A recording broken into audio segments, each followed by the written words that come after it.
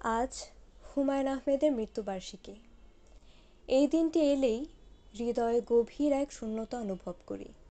বাংলা সাহিত্যের আকাশে তিনি ছিলেন এক উজ্জ্বল নক্ষত্র, যিনি শুধু লেখকই নন, ছিলেন গল্পকার, নাট্যকার, চলচ্চিত্র পরিচালক এবং কোটি পাঠকের হৃদয়ের মানুষের নাম। তার সৃষ্টি আমাদের শৈশব, কৈশোর, যৌবনের অনুভূতির সঙ্গে মিশে আছে। তিনি আমাদের শিখিয়েছেন কিভাবে সাধারণ মানুষের সাধারণ কথার মাধ্যমেও অসাধারণ গল্প লুকিয়ে থাকতে পারে।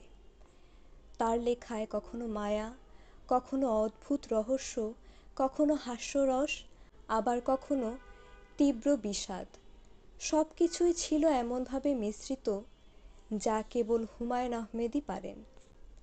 মিসির আলির যুক্তির চাদরে ঢাকা রহস্য, হিমুর উন্মুক্ত হৃদয়ের পথ চলা, শুভ্রর নির্জনতা, এসব চরিত্র যেন আমাদের জীবনেরই এক একটি অধ্যায়। তিনি শুধু কল্পনার জগতে গল্প লেখেননি, বরং আমাদের আশেপাশের জীবন, সম্পর্ক, মানুষ, সমাজ সব কিছুকেই তুলে এনেছেন নিখুঁতভাবে। আজকের এই দিনে আমরা হারিয়েছি একজন সাহিত্যিককে, কিন্তু পেয়েছি একজন চিরজীবী সৃষ্টিকে। তার বইয়ের প্রতিটি পাতা, সংলাপ, চরিত্র আজও বেঁচে আছে আমাদের মনে, আমাদের বইয়ের তাকে, আমাদের অনুভবে। হুমায়ূন আহমেদ নেই, কিন্তু তিনি আছেন।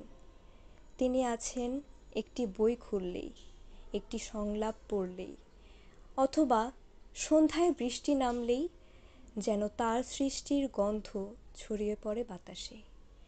এই দিনে আমি তাকে স্মরণ করি গভীর শ্রদ্ধা আর ভালোবাসায়।